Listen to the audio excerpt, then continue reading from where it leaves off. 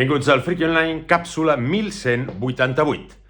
Ens en anem a Panini, ens en anem a Diabolo, ens en anem a Marvel i ens en anem a Titan. Per tant, ens en anem a Conan el Bàrbaro per partida 1, 2, 3, quadriple. Anem a pams. Comencem cronològicament, per dir-ho de manera, per Biblioteca Conan número 18.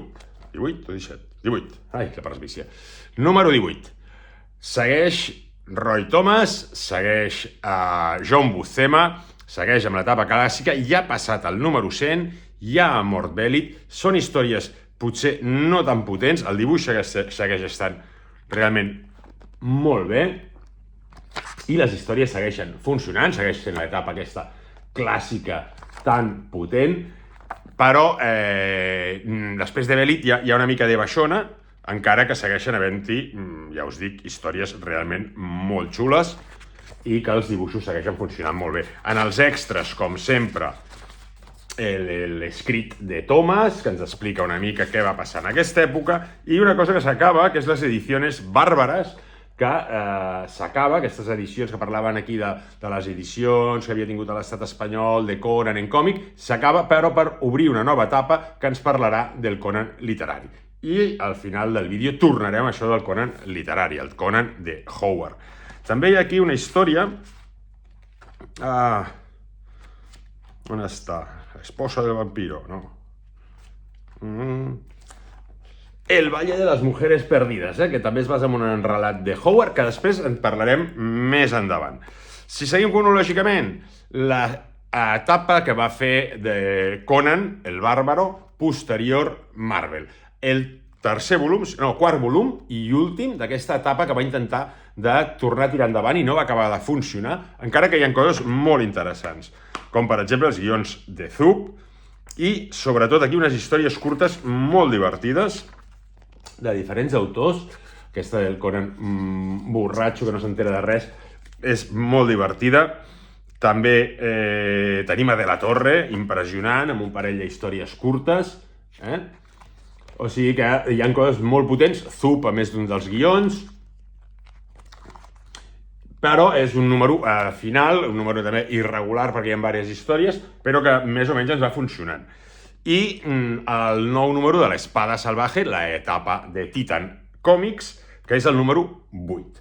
És el número 8, comença molt fluix, amb una primera història, per mi, molt fluixa, que és el Tesoro de la Reina Sabandija.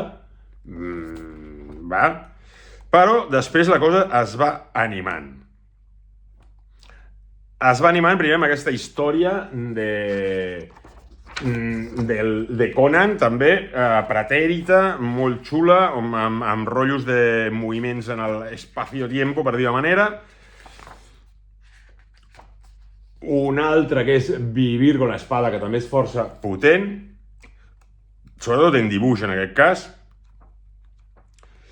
I finalment aquesta història, que és una història paral·lela, per dir-ho de manera, a lo que seria la hija del hielo, aquesta, no me'n recordo com es diu exactament, la història aquesta típica que troba aquesta noia a la neu i tal, que és filla dels gegants, doncs aquí amb un altre personatge de fons i Conan una mica d'espectador.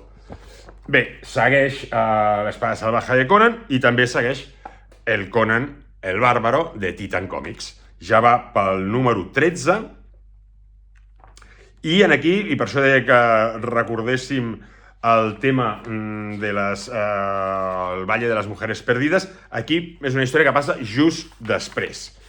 Just després, on Conan va amb una colla de guerrers, està més o menys en l'etapa així de mercenari, i es trobaran en un poble on tenen que anar a descansar, que hi ha alguna cosa amagada. I aquí trobarem bruixes, bruixots i històries vàries. Realment funciona molt bé i la història, ja us dic, continua. Aquí són 2 números de la grapa anglesa, de Titan, i la història continua. És una història que m'enganxa i està força ben portada. I per acabar, aquesta virgueria que acaba de treure Diabolo, Conan el Bárbaro, su travesía por la literatura de Javier Jiménez Barco. Què és i de què va? Aquí tenim un llibre teòric, un llibre, això sí, amb moltes il·lustracions interiors, moltes il·lustracions, moltes cobertes de llibres, perquè ens parla d'això, de l'etapa literària de Conan, de les edicions, de la vida de Howard, realment un llibre esplèndid, que ens parla de tot. Tindrem molts fracetes, que sempre és un goig, que va ser un dels que va fer més cobertes per Conan. També trobarem algú de Corben. Realment una meravella per entrar dins del món de Howard i dins del món de Corben. Ja ho sabeu, Conan per un tubo per acabar l'any. Ai, salut i a llegir còmics. I si veieu que falten coses, estic de mudances, no us ho recomano. Moltes ganes de canviar de casa, però fer caixes de còmics és un infern. Salut i a llegir còmics.